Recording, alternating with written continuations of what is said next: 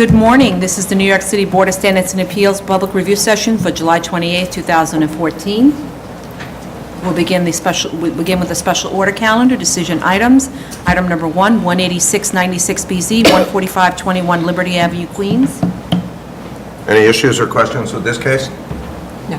Nope, okay. Item number 2, 4797BZ, 7802 Flatlands Avenue, Brooklyn. All right, the examiner informs us that there will be a photo submitted showing the removal of the bin. Other than that, I don't think there are any other outstanding... And revision to the plans. Right, a revision to the plan to indicate that. Right. Anything else? Okay. Item number 3, 2403BZ, 17802 Union Turnpike, Queens. Okay, I don't think we were waiting for anything here. Any issues? Okay. Continued hearing items, item number 4, 24532BZ, 12305 101 First Avenue, 101 Avenue, Queens. Does that sound right? Okay. Commissioner Otley Brown, I think you had a... Yes, I had originally made the comment about the excess signage, and the photos that they did provide showed removal of the signage, so I was fine with that. Okay. They also made reference to the amount of cars that were parked on the site, and they stated that the photographs proved that there were only a maximum of 4 cars on the site at any time. However, I would find that difficult to believe because all of the photos are kind of aimed at the signage, which is about Right. 10 feet off the ground, and none at the ground. So we really can't tell based on those photos. Some other photos showing the ground would be appropriate. Right. I also think that the response with regard to repairing the sidewalk was not really satisfactory. Agreed. I think the sidewalk needs to be fixed. Absolutely, and I think that, you know, getting a variance is a privilege, and I think that you should repay that privilege by not being a nuisance to the neighborhood. There you go. I also Yeah, think wow. that the fact that they can't provide any screening to the adjacent residential is not an adequate reason that they can't put some slats or some sort of Okay. screening in the chain link fence. And they say the truck leaves at 4:30 a.m. every day, which is not, the truck's not supposed to be parked on the site, but in all the photos I've seen and also when I visited the site, the truck was there. So I'm not sure if it leaves at 4:30 in the morning. I don't believe it should be parked there. Okay. I think, do you have another issue? Yeah, they also mentioned in answering the community board's issues, they mentioned this enclosed stair, and I wasn't clear as to exactly what that was. Okay. So So it sounds like there are a lot of loose ends on this case. yeah. So let's see if we can get them to clean those up. All right? Next. Item number 5, 42770BZ, 3801 and 3805 Beach Channel Drive, Queens. Comments? Issues? Well, I think they disconnected 2 of the illuminated signs, so they should be in compliance, and I think as long as they just change their sign analysis, we could probably close the case. Yeah, it just seems like it's been hanging around a long time, but I'd like to move it, so. All right, next. Item number 6, 75178BZ, 200-15 Northern Boulevard, Queens. Oh, this is that pink building. The very pink building. Very big building. That's offended everyone's artistic sensibilities. But we don't get to judge that. So they closed the dumpster, the storage container has been painted, the outdoor storage of tires appears to have been eliminated, at least for the time being. Anything else? There was a question on the hours of operation. I thought they were reasonable, given the commercial nature of that strip of Northern Boulevard there. Anyone think to the contrary? I Yeah, agree they were with able you. to show us that there are other establishments that stay open till 9 p.m., so I was fine with that. Okay.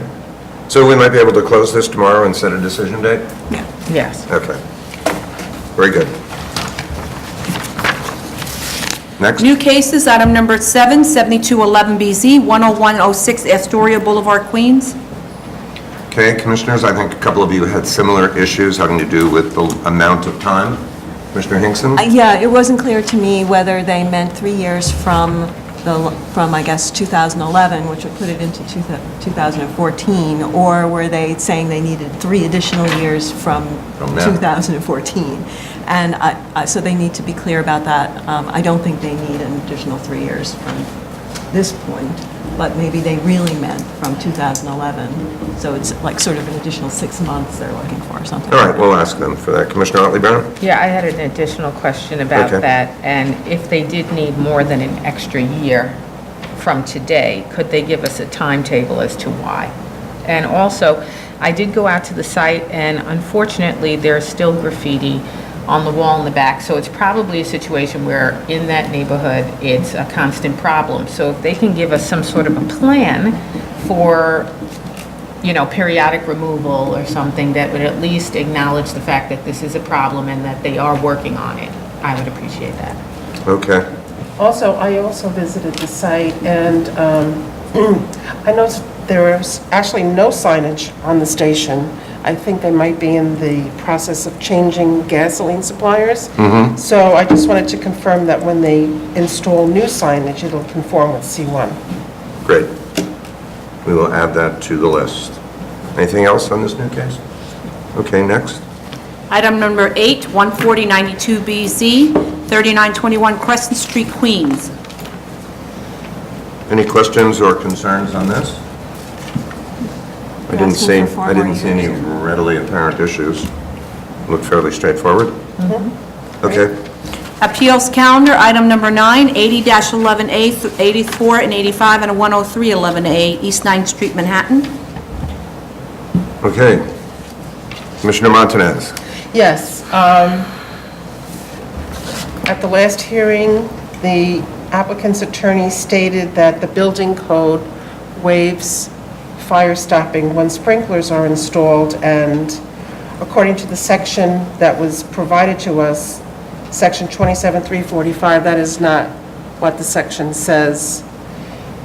It's just an alternate means of, say, fire stopping a pipe chase, that you can sprinkler it in lieu of fire stopping. So I am not in favor of granting an appeal which includes a wholesale waiver of MDL 152. So I will not be voting in favor of these. Understood. Commissioner Hinkson? Yes, I actually read 27345 a little bit differently. I think it's sprinklering of concealed spaces allows you not to fire stop.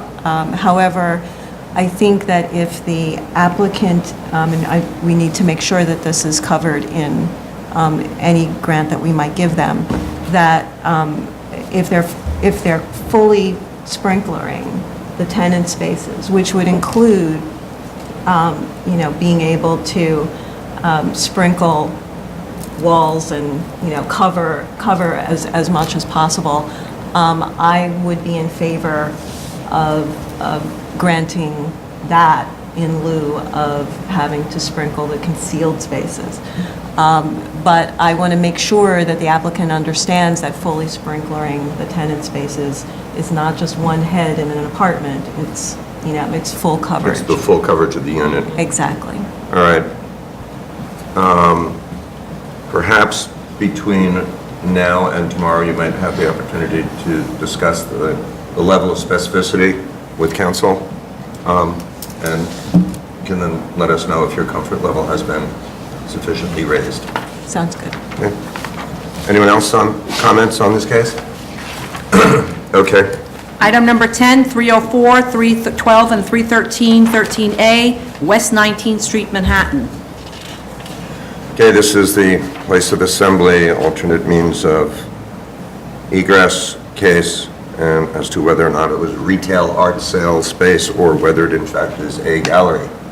And to my understanding of the case, that despite the numerous articles made by the appellants, I think the clearer, more straightforward reading of the statute is that which is done by DOB.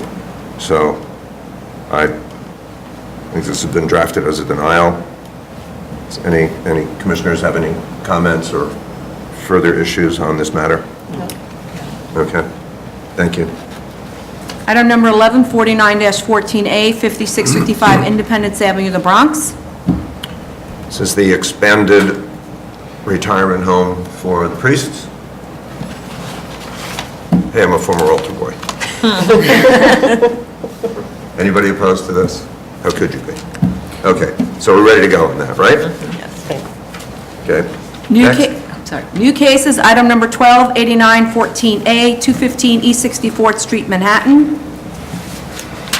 Okay, this is the MDL Section 120 waiver to legalize the hotel. It's my understanding that there remains a building code violation that has not yet been cleared. And one of the findings that we have to make to grant this is that there are no fire or building code matters or violations. So I think we can give sufficient time for the applicant to get that corrected. And did commissioners have any other concerns or issues on this? No, just to give a timetable on how long it's going to take them to clear their violation. Right. Other than that, I think they meet the statutory requirements, and I thought the papers were clearly laid out. Okay. Next. Item number 13, 14514A, 136-16 Carlton Place, Queens. Okay, this is a Section 36 General City Law case. Commissioner Hinkson, I think you identified a very interesting issue. I did. It was not clear exactly how they anticipate accessing the parking space at the rear. Right. When they show the building, it doesn't show that they have sort of a pass-through, but they have a parking space at the rear. And I'm also interested to know about the curb cut in the front. Does the street have curb cuts? It looked like this might be the first curb cut on the street. I think you're right. I think we need more detail on the existing and proposed conditions for the street frontage. Right. Anybody else? Do we have anything from the fire department? I believe we do, I'm going to check my record. I believe we did get something from the fire department, but I will check again. Okay, that's usually one I of may the not have uploaded it. I'm sorry. fundamental things that we look for. Okay. Zoning calendar? Zoning calendar decision items, item number 14, 28-12BZ, 3-15 37th Avenue, Queens. Any questions or issues? Nope. Okay. Item number 15, 243-12BZ, 236 Richmond Valley Road, Staten Island. Any questions, concerns? Okay. Item number 16, 256 to 259 13BC, and 260 to 263 13A, Sheridan Avenue, Staten Island. Okay, this has been drafted as an approval. One of the conditions is, in fact, the turnaround space as more clearly described, if not defined, by DOT. How they're going to enforce that and what the eventual property owner will have to say about it, I think is left for another forum to decide, but I think we're ready to go forward on this. Any other concerns that people had? Okay, good. Item number 17, 311 13BZ, 325 Avenue Y, Brooklyn. Okay, it's PCE. Any questions? Ready to go. Good. Item number 18, 317 13BZ, 1146 East 27th Street, Brooklyn. Single-family home special permit. I think the i's have been dotted, the t's been crossed. Ready to go? Good. Item number 19, 324 13BZ, 7832 138th Street, Queens. Is everyone satisfied with the attic floor area calculations? There is no attic floor area. That's the bottom line. There is no attic floor area. Okay, good. Ready to go. Item number 20, 3614BZ, 101 Maiden Lane, also known as 201 Pearl Street, Manhattan. Okay, this is another Soul Cycle. No outstanding issues, I don't believe. Ready? Right. Okay, good. Item number 21, 5514BZ, 388 Bridge Street, Brooklyn. This is the one that was left off the calendar. Right. But it's been restored to the calendar. Restored to the calendar, yes, sorry. And we're ready to go on this. Yes. Okay. Item number Can 22. you call the next two together, please? Sure. Thanks. Item number 22 and item number 23, 13314BZ, 13414BZ, 13514A, 136 through 13914BZ. These are the HPD applications for Build It Back programs. Okay, I know that there were several, I would call them minor corrections that needed to be done on some of the plans, and there was some question about the Sunnymead Village question, but I believe those have been addressed. Is everyone ready to go on this Build It Back Yes. program cases? Okay, good. Continued hearing items, item number 24, 214-12BZ, 2784 Coney Island Avenue, Brooklyn. Okay, who wants to go first on the car wash? Because I know there are issues for all of us on this case. Mr. Hinkson? It was a very interesting video that they gave us. However, they only really show 3 cars queuing at one time. And I would venture to guess that at their busiest time, they have more than 3 cars queuing on the street. Also, they did not give us an indication of what happens when someone is coming from the opposite direction and wants to make a left turn into the facility as opposed to the right turn. So I'm sure that that actually slows things down considerably, and they haven't really answered that question to my satisfaction. Okay. Commissioner Otley Brown? Yes, I have been grappling still with the A portion of this case, the uniqueness finding in terms of the good faith reliance. And I have stated before that I am sympathetic to a good faith reliance defense for this case. However, I'm still trying to weigh the part of the good faith reliance case that has to do with clean hands, and clean hands in reference to the continuous use of this property as a car wash through the time frame that's actually been identified by the opposition, 2007 to 2011.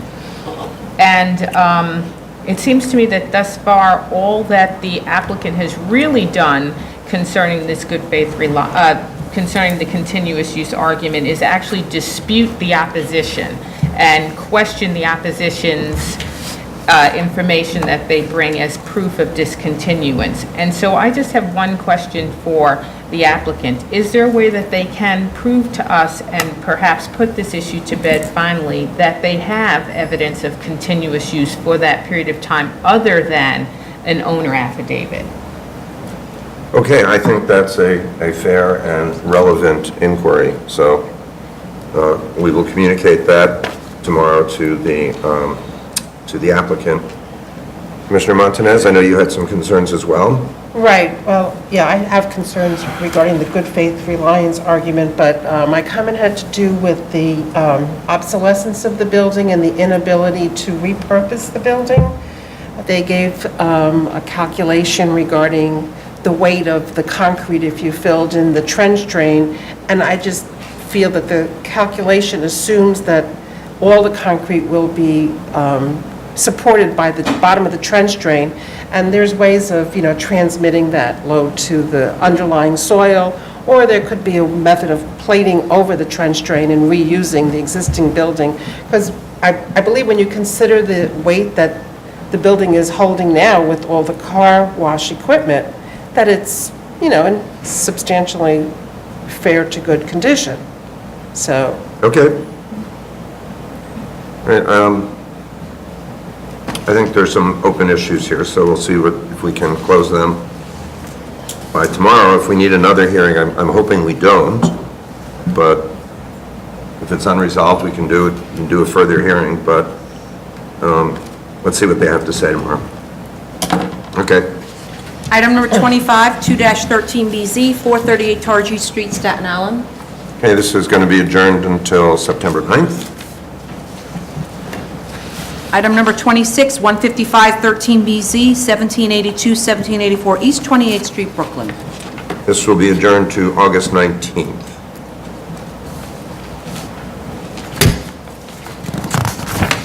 Item number 27, 208 13BZ, 1601 Gravesend Neck Road, Brooklyn. Okay, Commissioner Montanez, I know you had an egress question. Right, yes. I guess they still have one objection from the DOB regarding a second means of egress, and from the plans they gave us, it wasn't clear whether they resolved that issue. Because originally, I guess it was going through another tenant space. So I'd like to just, and also, did they go back to the community board? Because I know initially the community board rejected it because they never showed up. Correct. And at the first hearing, the applicant said that he, did not ignore the community board, that there was a miscommunication, and I found it to be plausible. I mean, he's practiced enough to know that you have to go to the community board. I also had raised an issue on ADA compliance, and I thought the response that they gave us with the code reference was adequate. Okay, so if we can get that second means of egress issue clarified, we may be able to close this, Yes. you think? Okay. Next. Item number 28, 28313BZ, 4930 20th Avenue, Brooklyn. Okay, the applicant was supposed to get a submission into our staff by Friday, and as of this morning when we left to come over here, it hadn't been submitted, so we will adjourn this case to August 19th. Item number 29, 29413BZ, 220 Lafayette Street, Manhattan. Okay. Commissioner Hinkson. Yeah, I had questions about the rear yard and whether or not there was the opportunity to give more of what I guess we traditionally look for and when we're looking at these situations in residential for a 30-foot rear yard, especially on the new portion. On the third and fourth On the third level. and fourth levels. I agree. And I don't think that they have really shown us why that would not work. I also have questions about the rear lot line. It appears that they have windows that are actually on the lot line. So I'm wondering whether or not that's something that they have intended, or whether or not that perhaps there's the opportunity for some screening or something, because it looks like you would just be able to look into the adjacent rear yard. So if they could address those two issues for me, that would be appreciated. Okay. Other comments or questions? I just wanted to say in answer to my request that they adjust the site value, that they adjust the comparables for the townhouse upwards. They did come back and do that. They adjusted the comparables to $1,900 a square foot, and that enabled them to reduce the size of the building. And so now the size of the building is 4 stories instead of 4 stories and a penthouse. I know I very lightly glossed over and mentioned the site valuation originally and questioning whether or not it might be a bit high.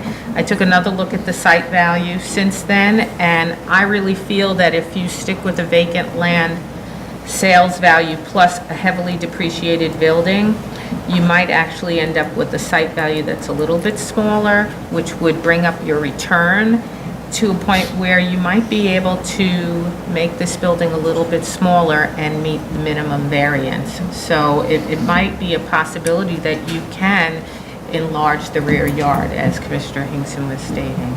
I think if you put those two concerns that each of you have raised together, I think it makes for a better application. I think it moves us into closer to the minimum variance, because I don't think we're there just quite yet. Commissioner Montanez, do you have anything on that? No, I have no other comments on that. Okay. Item number 30, 1714BZ, 600 McDonald Avenue, Brooklyn. Okay, this is also going to be adjourned to September 9th. Item number 31, 4714BZ, 12221 Merrick Boulevard, Queens. Okay, I found the applicant's response, their most recent letter, on all 3 matters: landscaping, traffic, and the use, which is an issue was raised. I found it to be responsive and satisfactory. Anybody else have commentary on that? I agree. I agree. You're okay, I Commissioner did Montanez, have on a this? question about the walk-up window. I don't know what the dimensions are, but it's adjacent to the vehicle access lane, and I did not know if that was ADA compliant, and if there was some protection afforded people who were at the walk-up window from the vehicles driving by next to them. Okay, we'll ask that question. Very good. New cases, item number 32, 271 13BZ, 129 Norfolk Street, Brooklyn. All right, there are a number of questions on this case. Mr. Montanez, you want to go first? Yes. Well, first of all, the ground floor is going to be,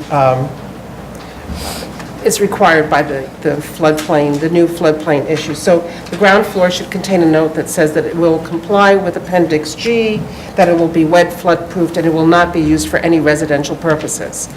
I also wanted to question whether they could better situate the curb cut to line up with the garage Right. space, because it comes across the site at an angle, and in the survey, the curb cut appears to be rather wide.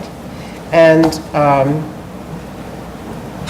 there's also a question of whether the building height needs to be as high as it is. Because it's just a matter of, in the streetscape, whether it conforms with the rest of the buildings. In terms of does the cellar space need to be as high as it is? Does the first floor level need to be as high as it is? Could the building come down a couple of feet? Okay. Commissioner Hinkson? I agree with Commissioner Montanez. I had sort of the same concern about the height of the building and whether or not the flood elevation calculation was exactly correct. Maybe there was a little wiggle room in there to be able to bring down the building a little bit. But also, I had concerns of, they're giving us a 4-foot, 3-inch side yard. Right. Why can't they do Why 5? can't they give us a 5-foot side yard? Which would comply. Which would comply. So I think that they need to explain that a little bit better. And could they show us the DOB drawings? Could they give us? The DOB drawings from, From the, I guess, the Prior prior enlargement? The 1998 because it's not enlargement. clear exactly what's new and what had Right. been there before, so. and the statement doesn't appear to clearly line up with the drawings as to what was done in 98, how much of that, it seems that some of it's coming off, because it says to be removed. Exactly. But then they're also asking to, it says they wish to retain this space, but it's just not clear which is going to come down and which Right. is going So, to, yeah, if they give us kept. the drawings from the prior renovation, that would be helpful. okay. Yeah, this needs some pretty fundamental cleanup. All right, anything else? All right, next. Item number 33, 315 13BZ, 415 427 Greenwich Street, Manhattan. So either they do have a noise problem with the neighbors, or maybe they don't have a noise problem with the neighbors. It depends on who you talk to, I guess, but, you know, they have described the sound attenuation measures, but the community board resolution really rather strongly pointed out the noise problems. So, other than that, I think it's probably okay, but we need to get that resolved. Agreed? Well, I think today we received a letter from the condo board attorney that says that there's some serious noise issues. Okay. And they requested an adjournment, actually. Well, they're not the owners, right? They're not the applicant. No. No. All right, well, we're not going to decide it tomorrow, so Right. they can come and show up and Exactly. testify Yes. if they want. That probably would be helpful. Okay. Item number 34, 328 13BZ, 8 Berry Street, Brooklyn. It's another PCE. Any questions? Yes. Go ahead. I went to the site and I would like to know if they are operating because they have painted on walls, please come in and swim, and all sorts of things that make me think that part of this PCE, at least the part in the cellar, is actually up and operating. Fine. I agree. It seems that actually it's operating in a portion of the building that's supposed to be demolished, I think, according to the plans. And also, I wanted to know how many parking spaces do they require? Because I guess the whole building's going to have 44, and I just wanted to know how many the PCE will require. Okay. Anything else on that? I mean, it's a building under construction or to be constructed, but if you're saying that they're It- operating, They're operating. It is being constructed, however, it's open. You can Yes. walk right in, and there are signs like, come swim, swim. all right. We'll get to the bottom of it. Item Next. number, I'm sorry. Item number 35, 5-14BZ, 1807 East 22nd Street, Brooklyn. Okay. Want to talk about the cellar? Commissioner Montanez?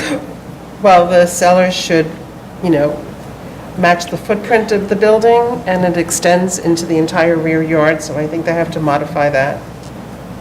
I also had a question regarding whether the dormers, all the dormers, fit within the envelope, because it seemed to me that some of them did not. Commissioner Hinkson? I agree with Commissioner Montanez. I think there's a TPPN out that actually tells the architect exactly how large he can build his cellar. I think he gets a little bit more than his footprint, but not as much as they're showing. That's correct, and we had this very issue with this very applicant not that long ago, and I think reference to the DOB's TPPN would be helpful. So let's ask the applicant to confirm that. Next. Item number 36, 40-14BZ, 141321 Fulton Street, Brooklyn. Okay, this is another PCE. The statement doesn't mention anything about the fire department requirements or about ADA compliance, and those are two issues that we regularly make inquiry about. So I think they should respond on those two issues. Anything else, commissioners? Okay. Thank you. I think that's it. Thank you.